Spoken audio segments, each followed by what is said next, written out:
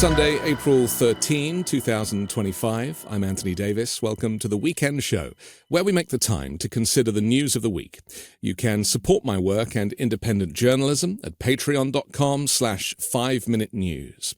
Our guest today is serving his third term representing the Massachusetts 4th District after graduating from Harvard. He joined the Marines. He commanded infantry in Afghanistan and special operations in Panama. He sits on the House Committee on Energy and Commerce, and last week called out the arrogance of the bros that have descended upon Washington, D.C., attacking science and undercutting scientists.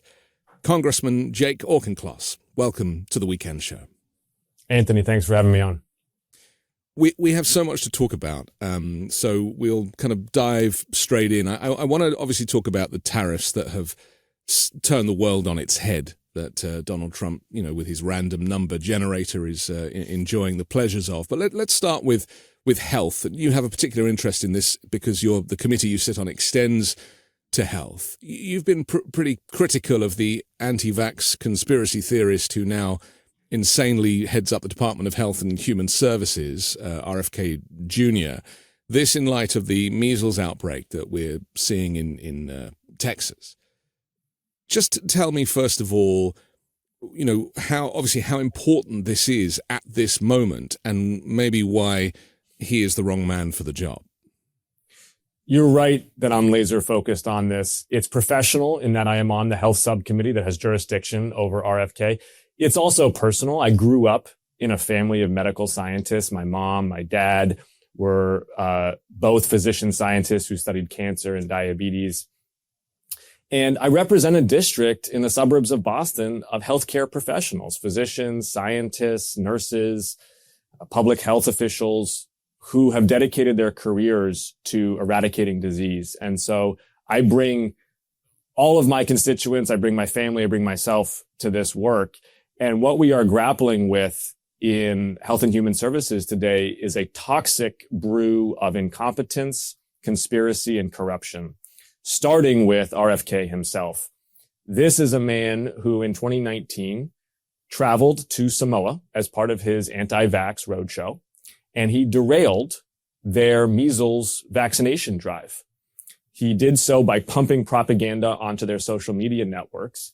The result, predictably, was a measles outbreak. 83 individuals died. The majority of them were children. And when pressed upon his role in that, RFK simply said, quote, "It was a natural experiment, a natural experiment." He's now trying to run that same natural experiment in Texas. Texas has a measles outbreak. And instead of recommending to parents that they vaccinate their children with the MMR vaccine, the safest and most effective vaccine in history, he shipped vitamin A to Texas. Well, kids got vitamin A poisoning, but they also got measles. And that type of incompetence and conspiracy is going to cost children's lives from a disease that was declared eradicated in the United States in the year 2000. I mean, this politician is bringing back a disease that scientists had cured. 505 cases reported as of this week. The state expanded number of counties in the outbreak area to 10. Highly contagious now. There is concern that it has now spread to Mexico, Oklahoma, Kansas, Mexico. Yeah. Measles is highly contagious. Generally, epidemiologists recommend that 95% of a population needs to be immunized in order for you to have herd immunity. That's a very high threshold. It requires basically every parent to get their child vaccinated because there are 5% who have medical exemptions, and thereby the other 95% need to opt in. What RFK is doing is he's fusing his own personal brand on social media with the organs of state power to dissuade parents of the safety and efficacy of the MMR vaccine. And that is going to lower herd immunity thresholds, and it will lead to more measles outbreaks. Now, he's doing this under the guise of this self-righteous campaign against chronic disease. And here is where I think the arrogance really is stifling. These RFK and Maha bros who have come to Washington, D.C. act as though they're the first individuals to ever discover that junk food is bad for you, that exercise is good for you, that you should sleep 8 hours a night. And they act as though there's some oracles of wisdom because of this, and that it excuses their corruption. And I use that word deliberately because the individuals and special advisors who have amassed around RFK all run private businesses that are regulated by HHS. They are in the position of hiring, firing, and influencing the career civil servants who regulate and reimburse their own businesses. Individuals like Brad Smith, like Callie Means, are self-dealing. 2 children have died. RFK Jr. himself attended a funeral in Seminole a couple of days ago. The children, all of those, the majority of those who are suffering the measles virus are unvaccinated. This goes back to politics pre-RFK Jr. getting his appointment. He's been pushing this anti-vax conspiracy for an awfully long time. Yes. And invariably the people that tend to follow him are MAGA Republicans and people who, libertarians, people who sit on the right who, disagree with governance of any sort in this area of healthcare. I mean, we're talking about people that refuse to wear masks, Anthony, right? What's interesting actually is it's got more horseshoe appeal than that. Right. It's not only the conservative, trustful element of the MAGA base that does not trust government institutions. Actually, there is a significant following on the left. There is a significant following amongst unenrolled or independent voters. RFK and his agenda have widespread populist appeal.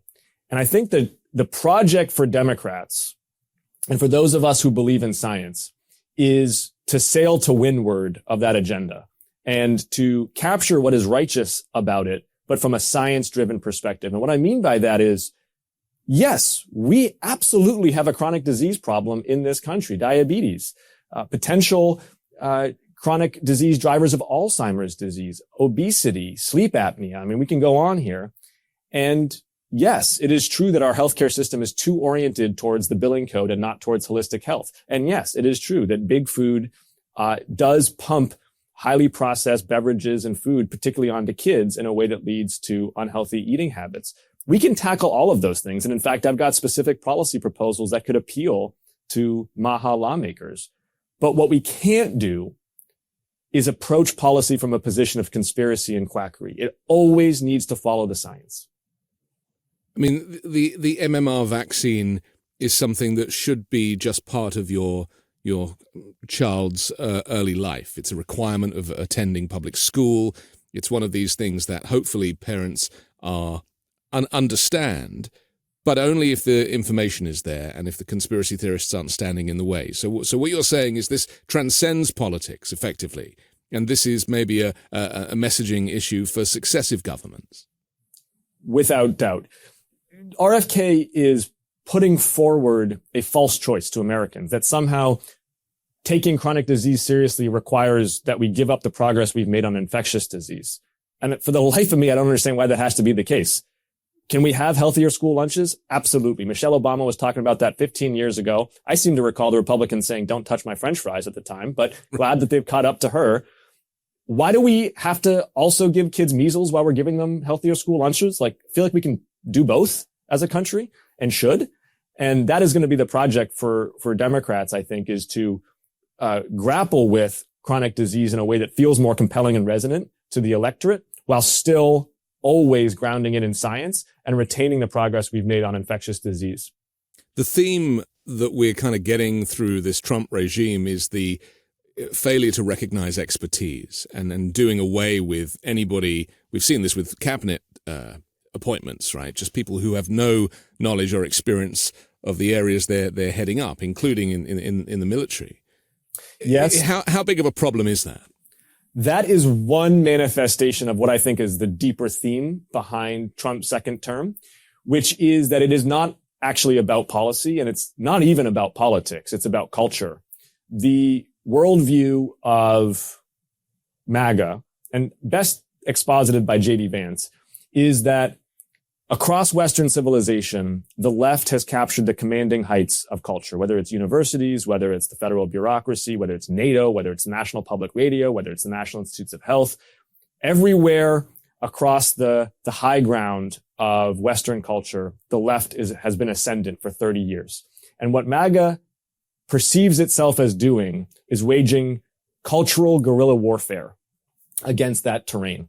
And so the point is not the policy. And candidly, the point is actually not even the politics. The point is the culture war. That is what they want. That's why they hit the universities. That's why they hit the scientists. That's why they hit NATO, is they feel like they have to rip down these edifices that the left have constructed. And once you understand, I think, that theme, it starts to become more clear how we have to respond as a Democratic Party. So you're describing neoliberalism, which ultimately is the barometer would suggest that is the normal position for most westernized countries, to believe in a woman's right to choose, for example, and to enable free speech in the media, something we're not really seeing so much of now. And yet it has been politicized to be called this kind of liberal thinking here in the US, whereas elsewhere, certainly in my experience in Europe, it is just considered normal, and it's the far right that were the exception. Those of us, and I count myself in this camp, who are John Stuart Mill liberals, in the sense of believing in the inherent worth and dignity of every individual, and that the power of the state must be constrained so that individuals can pursue their happiness unencumbered. I think we have to recognize the challenge and the imminent threat of authoritarianism from the hard right in this country. We also have to recognize, though, Anthony, illiberalism on the left, because the cancel culture that you see at universities, I think the increasing distrust of institutions or a reflexive attitude against people who disagree with you, that happens on the left as well. And for us to have credibility, we have to be willing to call out both sides. But is it the cancel culture, or is it the right's description of cancel culture? Because, for example, the trans athletes issue, there's like 11 trans people seeking to play in league sports in this way. 11. And so yet it has become the largest section of their propaganda leading into the last election. Agree with you that they are pretextual in how they engage on issues, and that, focusing on locker rooms and bathrooms instead of talking about classrooms at a time when half of American kids are behind grade level on reading and writing is just a monumental failure of political focus. It is also true that Princeton University just had an incident where a huge number of students shouted down a visiting speaker because they disagreed with what that visiting speaker had to say. That's not acceptable. That's not how we teach the next generation of Americans to engage in civil discourse. So we've got to be able to call balls and strikes on both sides. Let's talk about a subject that kind of crosses both of these issues, from healthcare to tariffs. And that is what Trump said.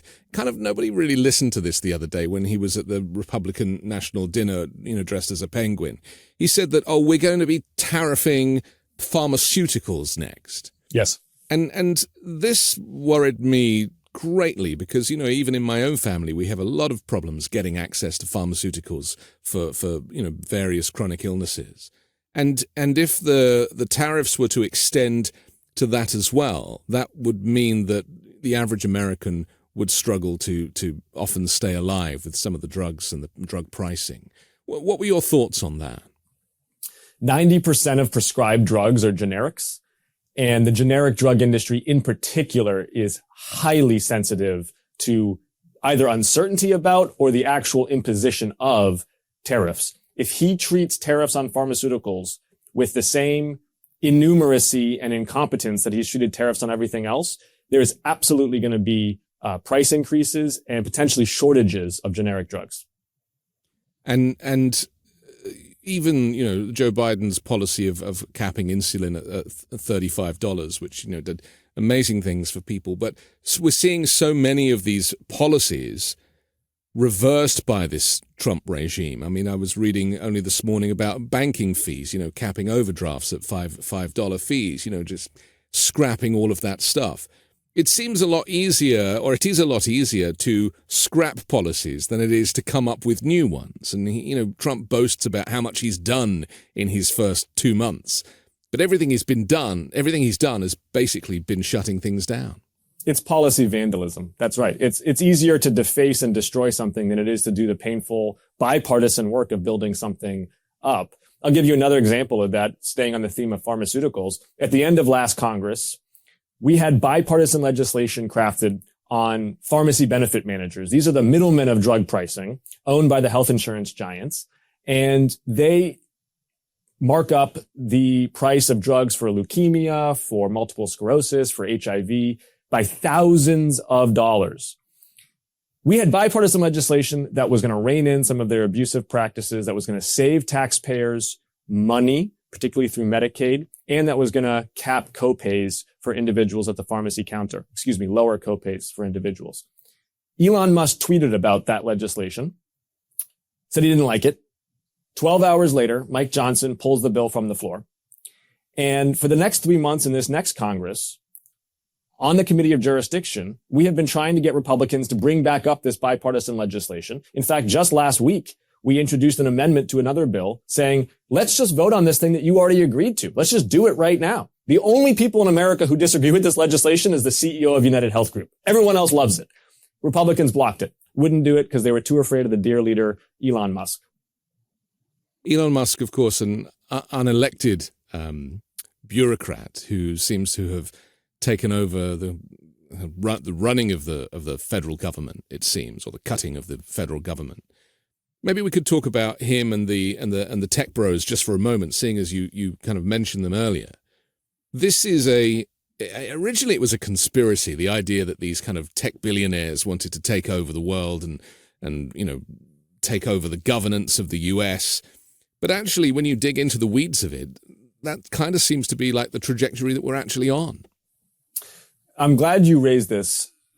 Let's address this two ways. First, Doge itself, which is a tissue of lies being spun in front of the American public.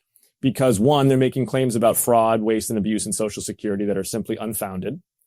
And two, they are conflating the idea of cost cutting with the idea of efficiency. Efficiency is about return on investment.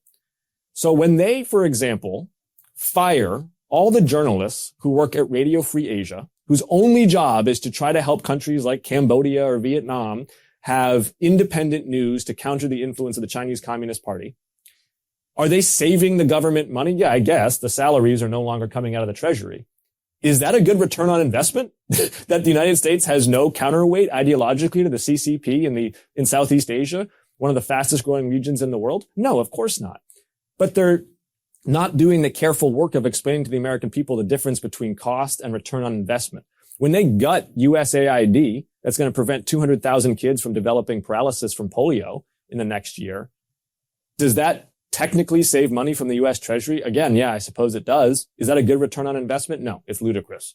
And so they're lying about both direct claims. They're lying about what actually it means for the government to be efficient. And behind this, as you indicated, is an ideology that is actually not small d democratic. Forget about big D democratic. It's not small d democratic. Peter Thiel, J.D. Vance, and their host of Silicon Valley intellectuals believe that America would be better run under a form of governance that has been called aristopopulism, where the elites sort of have a benevolent rule over the common man. Pseudo-intellectualism. I thought I'd just correct you on that because I've listened to Peter Thiel's speeches and the like. And Curtis Yarvin, absolutely. Right. I mean, Yes. they're very convincing. Patrick Mean. They don't make an awful lot of sense. And It's you could important, though, for us to listen because we have to be very clear about what they are trying to do. Yes. They actually fundamentally don't think that what the framers drafted in the Constitution is the best form of government for the United States. They think that, as Patrick Deneen has said, that actually the ancient Greeks pre-democracy had it right when it was the elites sort of patronizing and governing on behalf of the common people. And they all have vested interests. They have government contracts. I mean, Peter Thiel's government contract is it's very serious, isn't it? I mean, the software, the business that he has is directly involved in the U.S. military. It's now moving into immigration. They're using his algorithms to check people's status.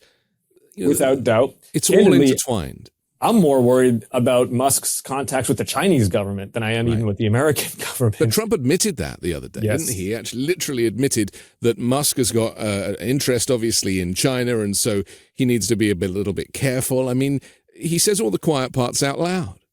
And I think the element of this that we all have to be cognizant of is when Donald Trump took office, one of the first things he did, and it flew under the radar, was issue a meme coin in his name, the Trump coin. Right. The media treated that as a marketing ploy. It wasn't actually. It was a monetization of the presidency. What it allowed individuals, foreign actors, businesses to do is to anonymously and confidentially purchase a share in Donald Trump's net worth in a way that no outside entity would be aware of except for Donald Trump himself. That's how a crypto wallet works. They can come and show him the crypto wallet. So let me ask you a question. If you're the board of directors for TikTok and Donald Trump holds sway over a deal that is worth literally hundreds of billions of dollars to you, or if you're Turkey and Donald Trump holds sway over military sales that are worth tens of billions of dollars to you, do you think that you would buy the Trump coin to have some influence over a man who is famously transactional? I mean, I thought the same about DJT Media, that the fact that he even has a publicly trading company that people can buy shares of is also currying favor. The man has been bought by foreign interests. Musk, I mean, we can at least trace the contracts that Musk has with the Chinese. Donald Trump has invisible contracts with foreign actors. And the bait and switch that he does is, I'm not taking a presidential salary. And yet he is making millions and billions through even just leasing when he travels to his own properties. He's charging the public effectively for not just his travel, but also his stay and the stay of his Secret Service, staying in his own properties. I mean, there doesn't seem to be enough coverage of the corruption that is going on at that level. Especially since they have campaigned, particularly RFK, but really the broader Trump sphere on this anti-corrupt self-righteousness. I agree with you that hypocrisy needs to be brought to light. And yet, Anthony, Democrats also need to do a better job of explaining what we are for. Americans do know that we are against Donald Trump. That has come through over the last decade. Yeah. Democrats also have to have an agenda about what we are going to do should voters entrust us with power. Because in my view, voters give power to the individual or to the party about whom they know what they're going to do with that power. And I don't think Democrats have explained that sufficiently. You alluded to this in your Time interview, the idea that Democrats need to be talking about much kind of bigger issues and have more clarity about the offering. That we know about the power vacuum. We know that there's people are really struggling, reaching out for some kind of leadership on the left. What in the short term, what is the solution? I mean, does Chuck Schumer need to step aside? I mean, is it as simple as that? I think we should not fixate on individuals. I don't think we should fixate on individuals in Congress. I don't think we should fixate on individuals who might be presidential candidates. The forest of political ambition is large, and I have no doubt that the next generation will emerge in various forms. What the party is short of is ideas. We need to go out there and say, hey, we have ideas for how to build in this country again. We're going to build 7 million units of housing. We're going to build 5 Hoover Dams worth of nuclear energy. We're going to build 1,000 tech-voc high schools. We're going to build more ships in the Chinese Navy. And we're going to break one thing. We're going to break the social media corporations that have been attention fracking our kids for the last 20 years and who have gotten away scot-free from the United States Congress without a single piece of legislation passed to hold them accountable to their users or to force them to pay taxes to the U.S. Treasury.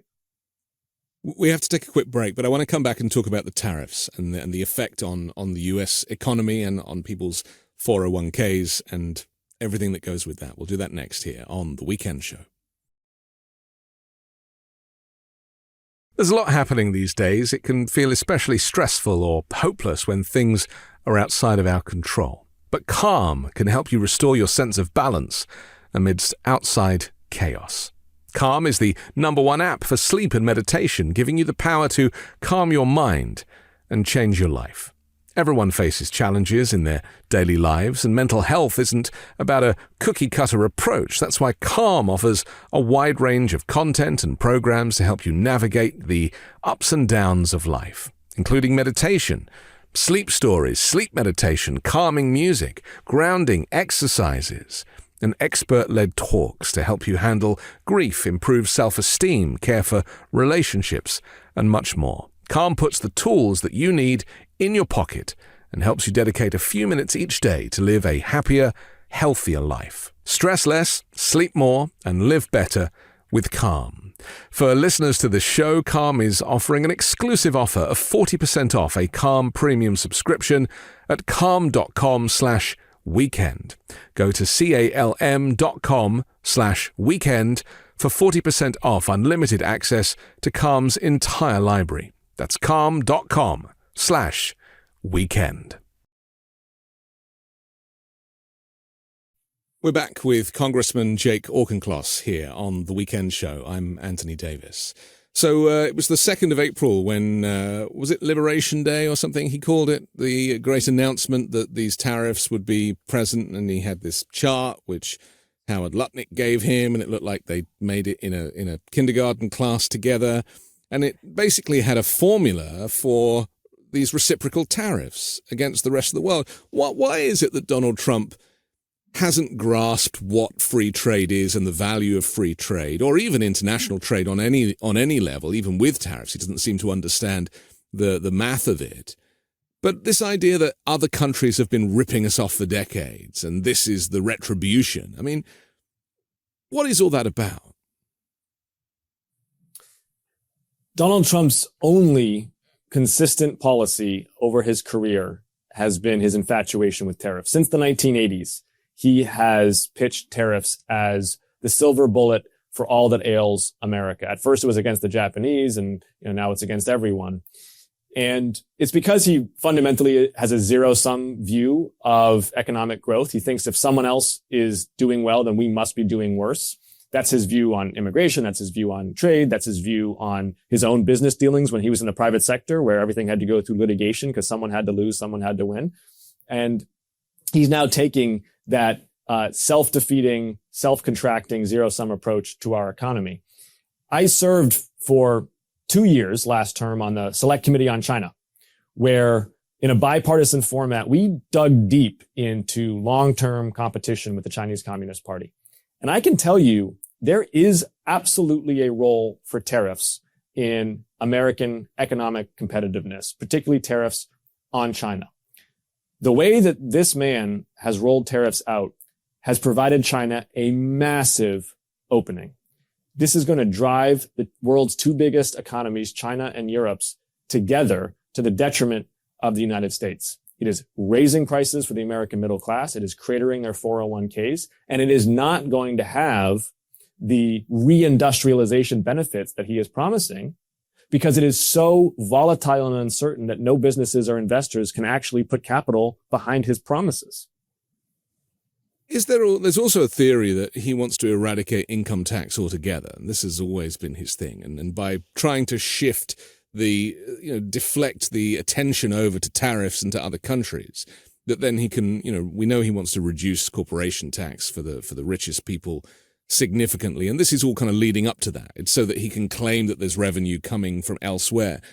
But we do need to keep pushing home the point that it is consumers, American consumers and importers, that will be paying these taxes. It really has nothing to do with these other countries. It's the largest tax hike in peacetime history in the United States. Hundreds of billions of dollars in added prices for Americans. It is also going to raise costs for businesses. I think sometimes people think of trade only as about exports, markets for exports. Trade is also about cheaper imports, and businesses rely on cheaper imports in order to be able to produce finished goods for American consumers. I was just talking, for example, to a manufacturer in my own district yesterday who was saying that everything that he relies on to make textiles is about to get a lot more expensive. So this is just a price hike on everybody. This goes back to the tech bros, though, doesn't it? They don't want income tax. They don't think that income tax works, if you look at their manifesto. And so is this kind of, again, playing into that kind of broligarchy? It is, although it's also exposing a pretty big divide in Trump world, in that people like Musk are more oriented towards trade and immigration, whereas the true MAGA diehards, the ones that I think Musk views as basically kind of convenient pawns in his worldview, they are much more protectionist by nature, and that applies both to trade and to immigration. So there's a significant divide in their camp. And candidly, that's one of the reasons why he backed off. The other reason, of course, is that the bond markets called his bluff. I think it's worth driving home how embarrassing that was. So the U.S. 10-year Treasury market is the definition of stability in the global financial system. When things get shaky anywhere in the world, investors rally to the 10-year Treasury, and you see, prices go down, yields go up. And what happened instead over this last week is the opposite. And that was a major set of alarm bells to the Treasury Secretary and to the White House, because what it told them was, frankly, the rest of the world was short America. What that did is it took away leverage from Donald Trump as he negotiates with China on the terms of trade. Because now China's looking at him, they're being like, hey man, you tried to walk tall and beat your chest, and your own investors in your own treasuries called you out on it. We didn't have to do anything yet. Also, Trump fails to realize that trade, and especially free trade, is what protects us from kind of military conflict. It's the other thing that balances out the fact that we're able to maintain communications with our foes. And That's so right. Without having a strong trading relationship, that's when the enemy becomes more dangerous, right? Without doubt. The Pax Americana, which has basically been the system of freedom of navigation, and the US dollar as the world's reserve currency, and multilateral alliances, particularly NATO, since World War II, has enabled peace and prosperity to spread to ever more people for the last 70 years.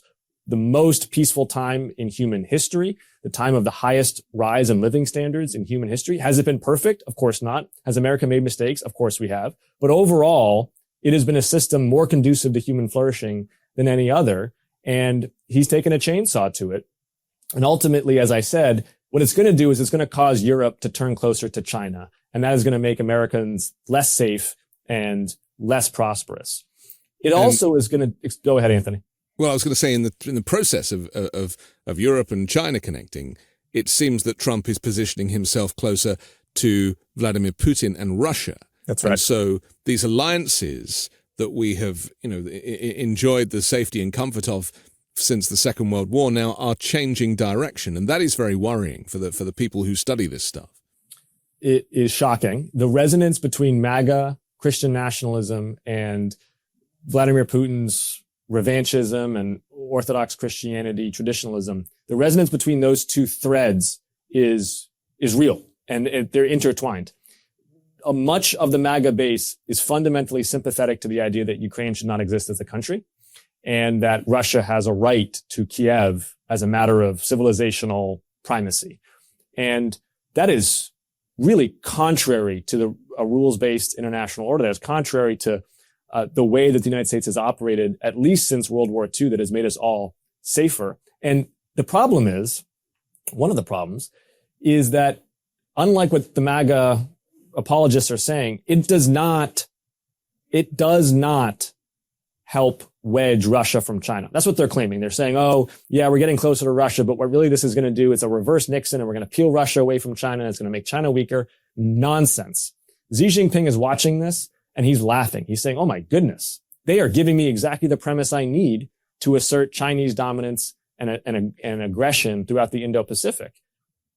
So much for the art of the deal. I mean, and USAID shutting that down started this off, really, didn't it? It gave China the opportunity to step in to influence nations that the US was maintaining control of from a distance. Do you think that kind of short-term failure to see the long-term effects of shutting down USAID? I mean, I think he just read it as US aid and didn't want to give foreign aid. I think that was as far as it went. He didn't understand about how influence on the world stage happens on a diplomatic level. I mean, we've seen how he does diplomacy. We saw that in the Oval Office with Volodymyr Zelensky. I mean, it's disgusting.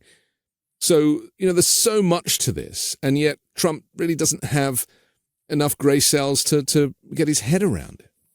No, and it's, as we were discussed earlier, it's not even really about the policy or the politics of USAID. It's cultural. Their view is that USAID is yet another institution of the West that has been captured by the left, and thereby it has to be destroyed. And they're not all that interested in the cost-benefit analysis, which and African nations, brown people are the ones who benefit, and why should we be, sending money there? Speaking of which, what's the fastest growing country in the world? Nigeria. It's going to have probably the third largest population in the world by 2050. Half their population right now is under 18. So this is a young, dynamic, entrepreneurial, already a net exporter of music and culture in the region. We should be doing everything we can to get close to Nigeria, to build stronger economic and cultural ties. What do we do instead?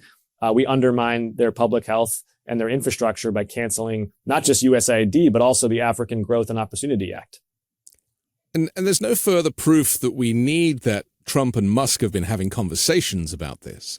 We know about Musk's youth growing up in apartheid South Africa. They're now giving white African farmers the opportunity to come to the United States and fast track the visa process. This was an announcement that came shortly after the closure of USAID. It really is one rule for the black people and another rule for the white people. Their conception of visas is broken on a really fundamental level. You got Trump talking about, the gold card, which strikes me as like a way for Russian oligarchs to come play golf with him. And at the same time, basically making it harder to get H-1Bs, which are arguably the single greatest driver of innovation in the American economy, where high-skilled immigrants come. We recently had a hearing with Eric Schmidt, the former CEO of Google, and he and I were talking about the seminal paper of 2017 called Attention is All You Need that Google researchers published. It is considered the paper that launched the AI revolution that we've seen over the last few years. Of those 8 authors of that paper, 7 of them are immigrants. And the 8th is the grandson of refugees. Under a Donald Trump regime, those kinds of people don't come here. They don't study here. They don't invent here. They don't start businesses here. They do it in China. They do it in India. They do it in countries where we don't get to reap all the benefits. There is the fear that the educated will undermine Donald Trump and this new kind of far-right Project 2025 movement. And so clearly that is part of the long-term goal of eradicating the Department of Education and just reducing the chances that anybody might speak up and say, well, actually, no, this isn't right, or there's research that suggests that you're wrong. So I'm glad you raised this idea of what does opposition look like when we're dealing with a creeping authoritarian. And to me, it is really two elements. One is that you need solidarity amongst the institutions of society. So you need media outlets and the big law firms and business executives and journalists and opinion makers to all be sort of locking arms together and understanding that it's all for one and one for all. You cannot have law firms cutting side deals. You cannot have business executives staying silent when he guts their regulators or trying to cut side deals with him. You've got to have solidarity there. And then second, you've got to empower that solidarity with massed public pressure, with rallies, particularly in congressional districts, with moderate Republicans who are, on the fence on some of these issues, so that we can take the energy of the public pressure and put it behind the solidarity of critical American institutions. Let's wrap up the tariffs conversation for a second, because we didn't mention the reversal of course that happened exactly 7 days later. What was it? I mean, you mentioned the bond markets, but What was that thing that made Donald Trump retreat? I mean, this was a backtrack, and even though Caroline Leavitt was saying, he had this planned all along and this is what we were going to do. And even Donald Trump posted on Truth Social at 9:00 in the morning, a great day to buy, suggesting people should buy stocks. 4 hours later, the announcement came that they were basically stopping this entire policy, apart from maintaining the 10% tax levy. Yes. This is insider trading, isn't it? Probably. keeping track of the self-dealing within the Trump administration on every given issue is a job unto itself. You asked, what caused this? Mm-hmm. And it's actually an example of what I was just describing of how to do opposition when we're in the minority as Democrats, which is to say, what do we see? One, we saw public pressure. You saw public pressure in the sense of significant constituent outreach to congressional Republicans saying, my 401k just cratered, saying, I am a small business owner who's looking at layoffs because of these tariffs. What is going on? That matters. That does percolate through to pressure from Republicans onto the White House. But then you also saw some institutions actually kind of do their jobs a little bit, particularly the bond market and the business community, in the sense that the bond market called the president's bluff and said, particularly when they had the Treasury auction, we're short America right now. We're not buying what you're selling. And second, that business executives were blowing up the White House saying, this is terrible for America Incorporated. And even some Republican senators were. I mean, Rand Paul made a whole speech about it. And, for some of us, it was the first time in our lives we'd ever agreed with Rand Paul on anything. But here's the challenge I would give to America broadly, to the public, to leaders of American institutions is, yes, we got to do it when it's about money. We also got to do it when it's about a man in Maryland who is wrongfully deported to El Salvador and deprived habeas corpus and due process. We got to do it when it's not as immediately popular or doesn't feel as urgent, because that attack on due process is every bit as dangerous. Indeed, I would argue more so than his reckless use of tariffs. Let's talk about that, because, it does feel to me that Trump is trying to make the U.S. more like Russia every day. He obviously idolizes Vladimir Putin and looks up to him. And when people talk about what is the compromat, I don't believe there really needs to be any. We only have to look at Trump's character and how he kind of, even the way he looks up to Elon Musk because of his great riches, I guess. But this idea, you mentioned these deportations and Mahmoud Khalil, for example, who was just a peaceful protester protesting and supporting the Palestinians, and yet they accused him of supporting Hamas. There is a distinction here, and this is something that the Trump administration doesn't seem to care for at all. And every day we're hearing about more and more draconian policies referencing laws from hundreds of years ago, the Alien Enemies Act, for example, to try and just get anybody out who doesn't look like Trump.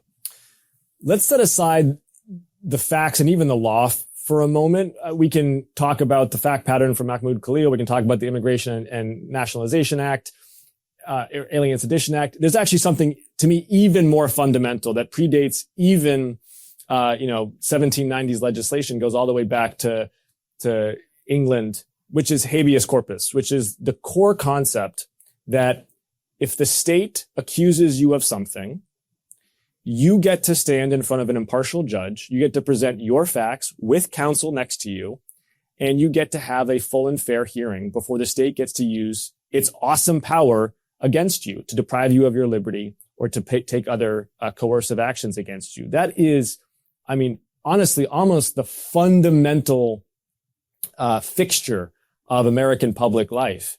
And what he is doing is attacking due process, attacking habeas corpus for those who are most vulnerable in our society, which is always where these autocrats want to start, right? They're not going to start with famous U.S. citizens. They're going to start with immigrants, with people who they can have some pretext about why they don't deserve something or shouldn't be here. And unfortunately, you see MAGA Republicans echoing these talking points. Victoria Spartz, Republican of Indiana, is at a town hall saying, if you commit a crime, you don't get due process.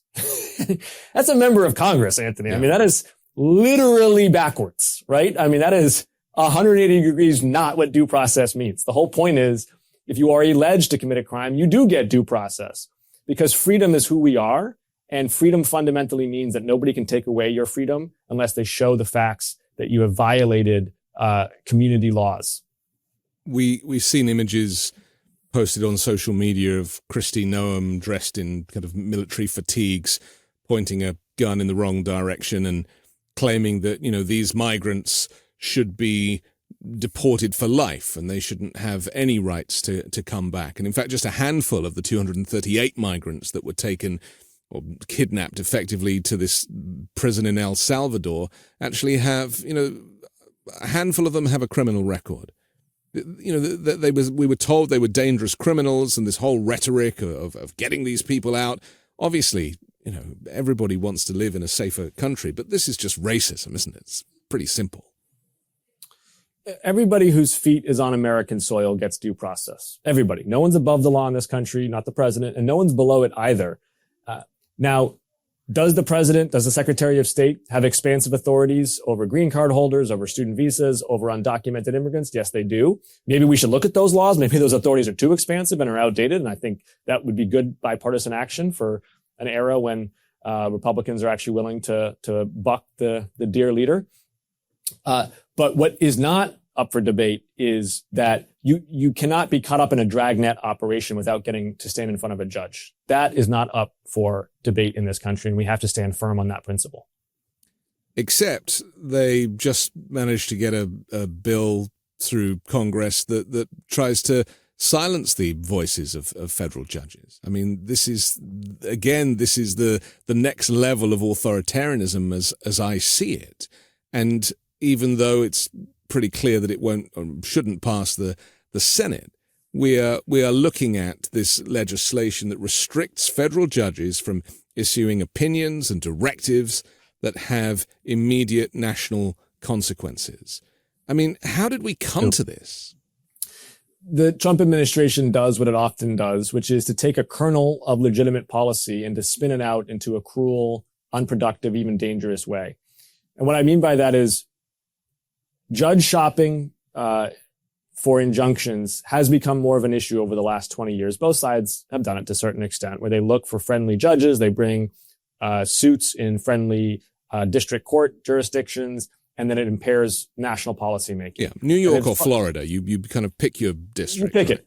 And okay, let's work on that. Let's figure out, and there's been a lot of thoughtful proposals from the Brennan Center and other places about how we work on that. That is not what this bill is. What this bill is about trying to hamper an independent and strong judiciary. And we need to be moving in the other direction. We should actually be strengthening the independence of the judiciary by making it easier for them to use the United States Marshal Service. And the U.S. Marshal Service is kind of like the cops that report directly to judges, to make it easier for them to use them to enforce their injunctions and their writs. So, for example, this man who was unlawfully deported to El Salvador, a judge should be able to say to the U.S. Marshal Service, go get him. Go to El Salvador and get this man because it was illegal and the administration is not listening.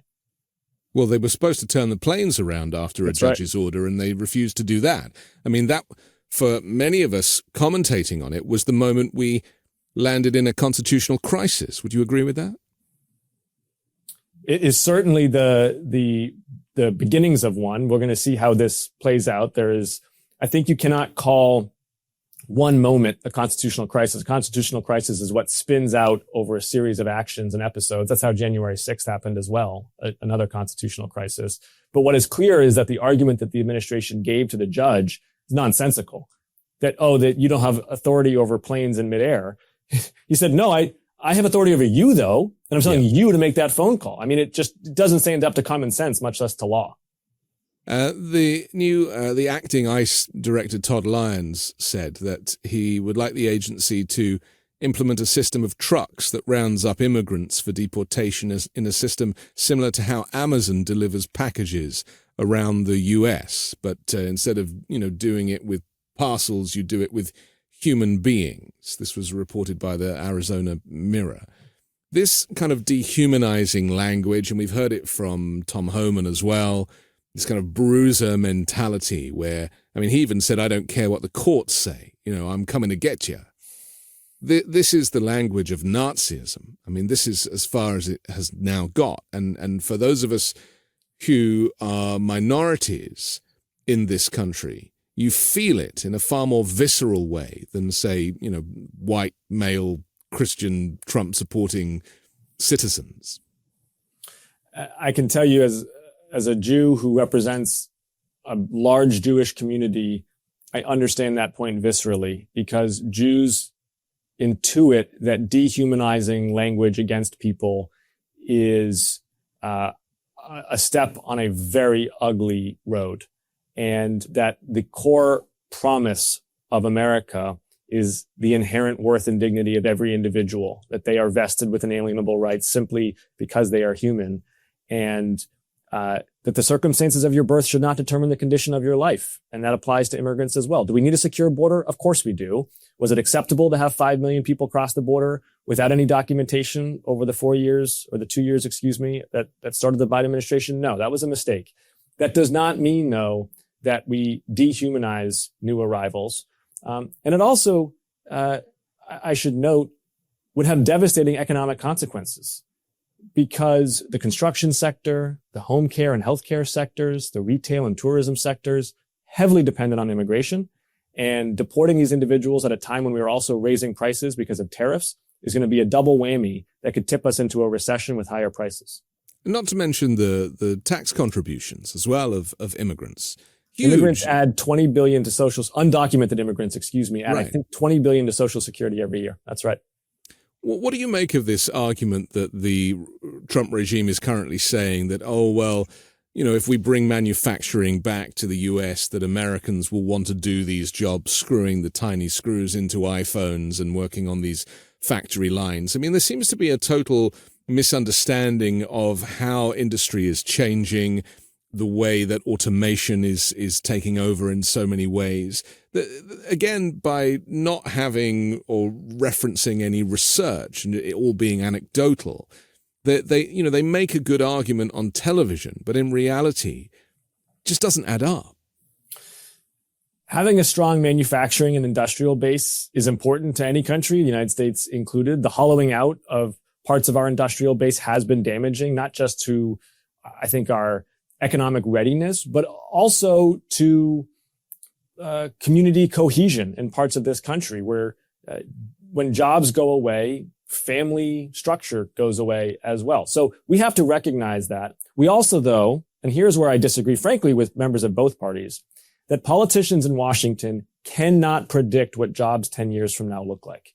And every time that we try, we're wrong.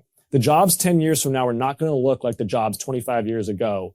And if we roll out a series of policies that claim to predict and prescribe how those jobs are going to be, it's hubristic, and it's going to take us down a path where ultimately we're going to cause pain for no long-term gain.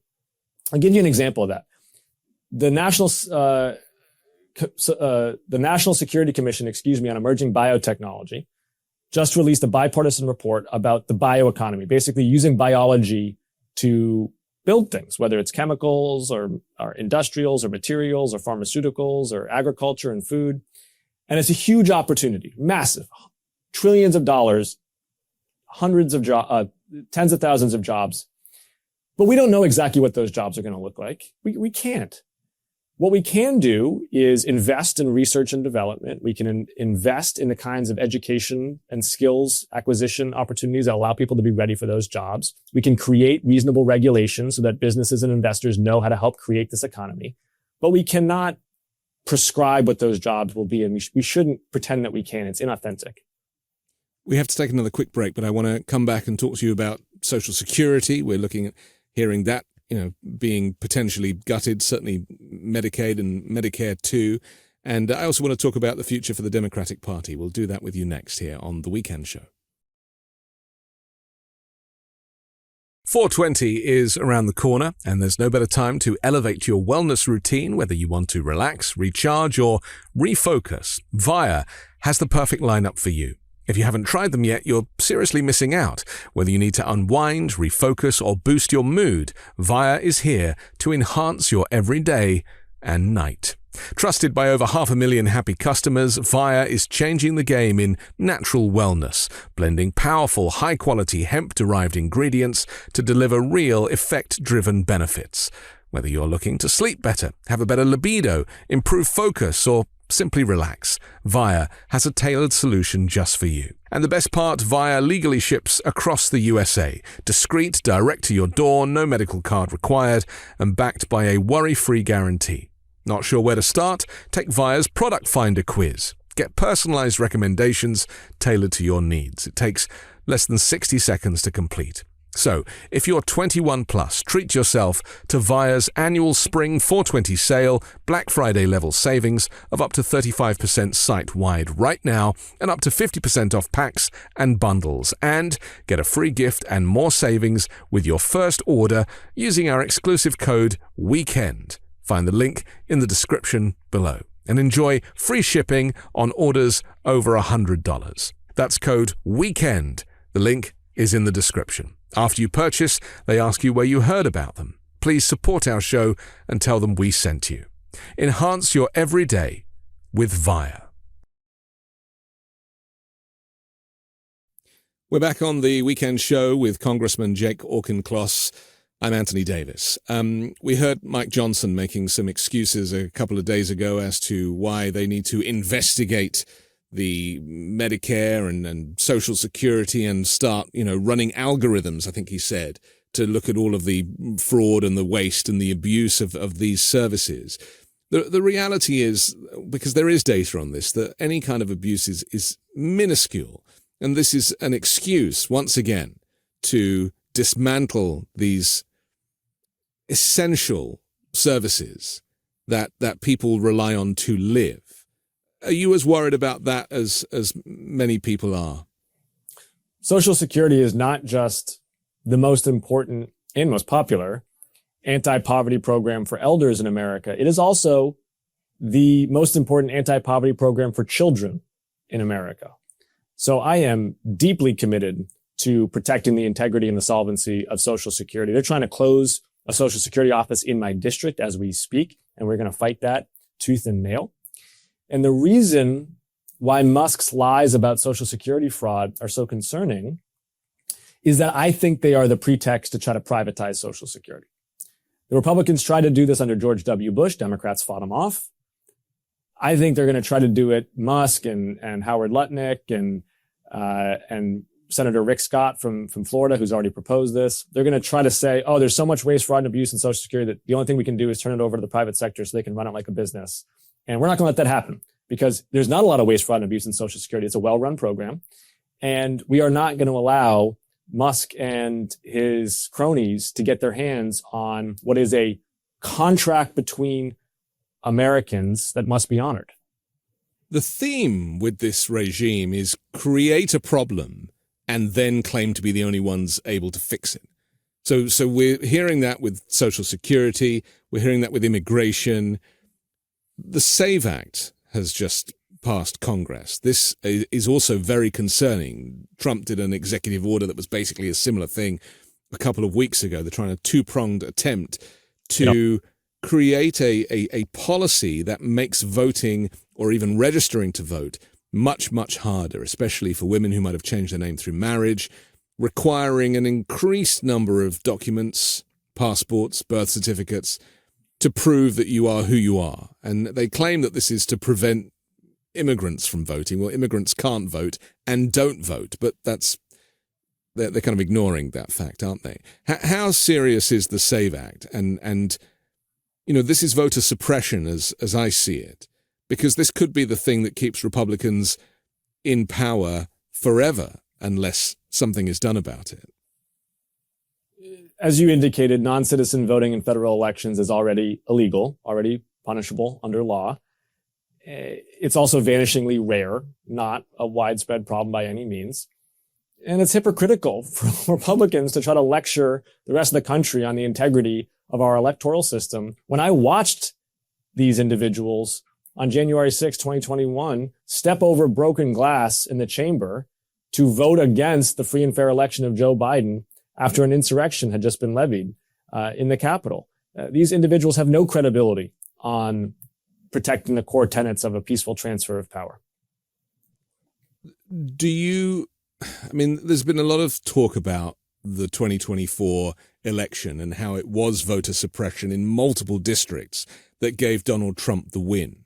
And whilst it's, and there are various companies that are still trying to kind of recount and add things up and see how many people were disenfranchised, how many people who had their votes purged, and how the huge disinformation campaign gave Trump the win, if not the mandate that he claims? Well, Anthony, here we got to diverge. I think Democrats engaging in that type of thinking is putting our head into the sand about what happened. And David Shor, a noted public opinion researcher and strategist, actually has done some pretty compelling research that indicates that if every single individual who hadn't voted in the election in 24 had voted, Trump's margin would actually have been bigger. And I put that forward because Democrats need to own the fact that as reprehensible as Donald Trump is, and as unpopular as he is, and he is very unpopular, he has never been popular with the American public, we did lose to him. And as we talked about earlier, we lost to him because I don't think Americans know what we're for. They know what we're against, for sure, but they do not have confidence in what we are going to do if we control Congress and we control the presidency. So let's talk to that for a moment, because, you know, Democrats are representing such a huge range of views. And for me, this is really the problem, isn't it? The Republicans, you can kind of narrow down their opinions on things and maybe count them on one hand. But Democratic views and liberal views are vast and wide-ranging. So it is hard to manage a party and have the correct messaging for a party that is so diverse. So where would you suggest that Democrats need to go with their messaging to kind of bring clarity to the offering? I agree that our party can be a cacophony of voices. I don't actually think that's really a liability. That is part of who we are as a party, is a lot of people who care about policy and want to debate those ideas. And sometimes, in fact, I think our problem is a little bit of the opposite, which is that we impose an ideological straitjacket upon ourselves with this idea of, we need message unity. And what that does is it sometimes makes the ideas go stale because we're afraid to debate them in the public. Actually, I think debating ideas in the public and, yes, disagreeing can be galvanizing to the electorate. And people say, I like that you're putting that out there. I don't think I fully agree with it, but you're thinking differently. Of course, there comes a time when there's a nominee for the party, right? They win the presidential primary. There's a standard bearer, and we rally around that individual. We say, this is the horse that we are riding, and we're going to all do our part. That has to happen. But we got 3 years between now and then. And I think we should be debating ideas. I see at least 3 themes across what these ideas can be. Number one, I think, is a build America theme. We got to build housing. We got to build clean energy. We got to build technical vocational schools. We got to build ships in this country. We got to show Americans that we can build again. One, to mobilize our industrial base, but 2, to lower costs, particularly in housing, which is the largest cost in a family's budget.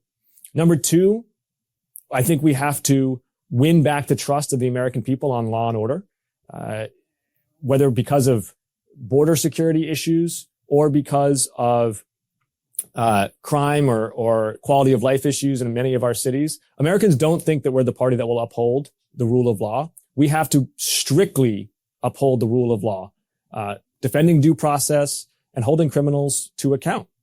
And then finally, we got to be willing to take on corporate capture in Washington, D.C. The health insurance corporations, the social media corporations, they have had the run of show in Washington for decades now. They've become Fortune 20 companies because of it, but they're not serving Americans well, and we have to battle them.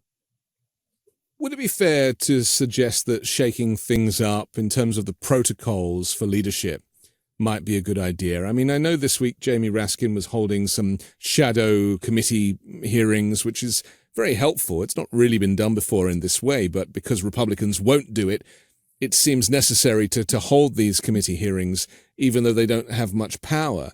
But what about even going as far as to bring new leadership in, or even suggest somebody kind of leads the charge? Because we know we have Hakeem Jeffries in the House, and we have Chuck Schumer in the Senate. But would it be better to kind of bring forward this presidential candidate just so that there is an individual or a group that is really fighting Donald Trump head to head?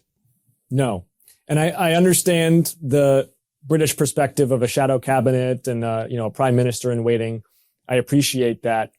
But 2028 will be the first time in 20 years where the Democrats have had an open primary, right? Since 2008, since Obama emerged. And I think if we right now pull forward this party debate and pull forward the primary process and anoint a standard bearer, we deprive ourselves of a really important opportunity to debate big ideas. I mean, imagine if in 2005, the party had said, we're going to choose who it is. It probably wouldn't have been Barack Obama, right? And that would have been a lost opportunity for us.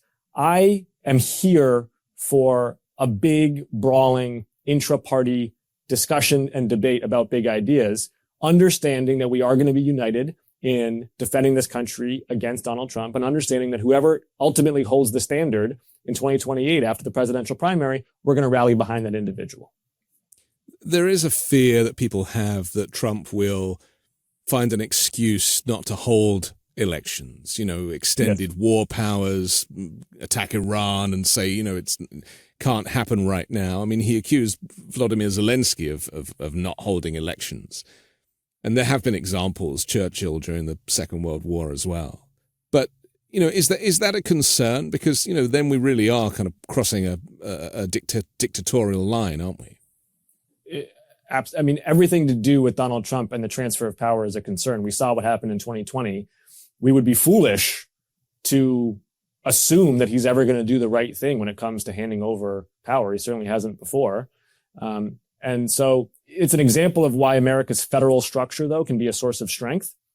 As you know, Anthony, the national government doesn't run elections in America. The states do. And the states send electors to the Electoral College for the presidency. And so the states themselves are the ones who are running this process. And actually, we strengthened that process after January 6th through the Electoral Count Reform Act, which was a bipartisan victory early in Joe Biden's term that provided even more resilience to this federal system of elections to prevent someone like Donald Trump from trying to steal it. Finally, I want to ask you about a subject that doesn't get much traction in the US. The Europeans are running around dealing with this all the time, and that is climate change. Trump held a press conference with a bunch of coal miners the other day and suggested that coal, clean coal, beautiful clean coal, he likes to call it, is the future of America's energy generation. I mean, the reality is that whilst we're having these conversations about policies and politics on the ground, the planet is burning, the wildfires are raging, and yet there is zero interest from the Trump administration to deal with any of it. They're shutting down the EPA and any climate policies that Joe Biden brought about. How important is it that we bring this subject back into the public forum? And is it a vote winner for Democrats? In my first term, we passed the biggest, boldest climate action and clean energy investment in history, which has helped the United States advance towards a clean energy economy. And we've got to, protect those wins, particularly the investment and production tax credits that help things like geothermal and offshore wind and solar and battery storage advance. But then we also need to be looking at new ways to reach 1.7 degrees by 2050 and to help reindustrialize the United States. I'll point to three. One is nuclear power. And here, frankly, I disagree with elements of my own party. Nuclear power is affordable, reliable, safe. We got to get better at building it as a country. It costs way too much and takes way too long, but it's something that with experience doing projects like the French have, you can get better at, particularly in a modular form. We should try to build 5 Hoover dams worth of nuclear energy by 2030. And there's some great technology with waste that I've been reading about in Europe. Totally. The way that the Finns, the Norwegians have figured this out already. Yeah. These are solved problems. It's a political problem more than a technical one. We just got to go ahead and do this thing. Geothermal is a bipartisan clean energy solution. You're drilling, but you're also getting baseload renewable power. And so the Republicans love to drill. Democrats like that it's clean. I got a bipartisan bill in the works to do that. Let's pursue geothermal. And then also we recognize that natural gas is going to be a bridge energy source for us. And if we can address the methane leaks from natural gas, you can go a long way towards remediating its environmental impact. So let's get a methane win on natural gas while we're using it still to ensure that Americans have the power they need. Do you think Republicans really believe that climate change is a hoax, or is it just a convenient excuse to keep getting that support and those donations from the fossil fuel industries? I don't think they're homogenous. It's kind of like MAGA more broadly. What I tend to think as I look across the aisle is it's about a third. There's sort of on any given MAGA issue, it's like there's a third who drank the Kool-Aid. There's a third who disagree, but they don't want to get a primary challenge. And there's a third who just want to keep their heads down and do whatever the dear leader wants.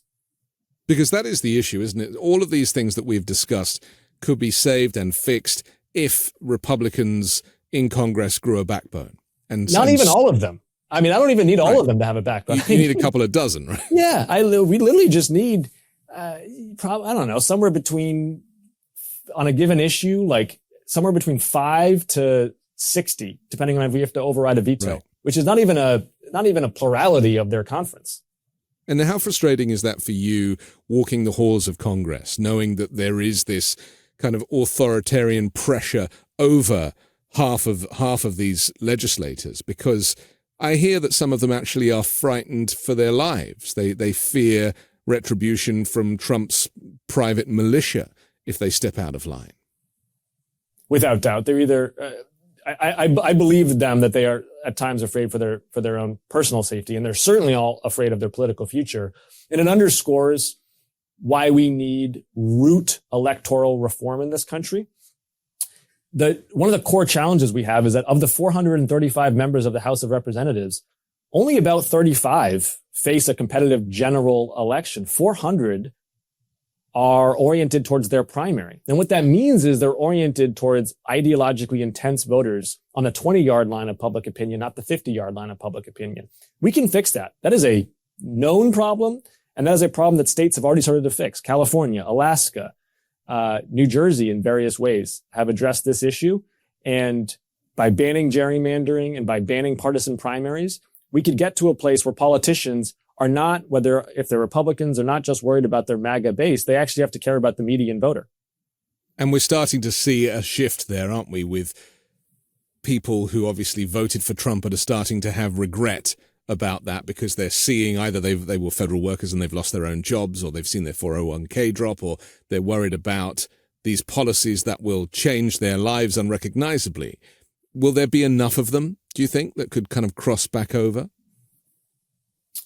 Yes, there could be, but it's on Democrats to earn back those votes, both in the midterms and then in 2028. We should not presume anything. I know there's a narrative out there that, the electorate is thermostatic, right? The Republicans have the trifecta, so Democrats will be presumed to take back the House because the electorate always adjusts. I can tell you that House leadership, that Democrats in the caucus, we are not complacent about that. We feel like we have to go back out there and earn voters' trust on the economy, on law and order, on battling corruption and corporate capture in Washington. We need to have a positive agenda. Voters know that we are opposed to Donald Trump. They're clear on that. What are we going to do when we get power, though? That's the question that I think we have to bring home. Okay. Well, I am grateful to you for your expertise, but also your optimism in these areas. It's certainly very helpful. For now, thank you for joining The Weekend Show. Anthony, thanks for having me on. It's a pleasure. I'm Anthony Davis. Don't forget to support me and independent journalism at patreon.com/5 Minute News or by joining the 5 Minute News YouTube channel. And I'll come back next Sunday with a brand new special guest and more factual news to discuss on the 5 Minute News Weekend Show with Midas Touch.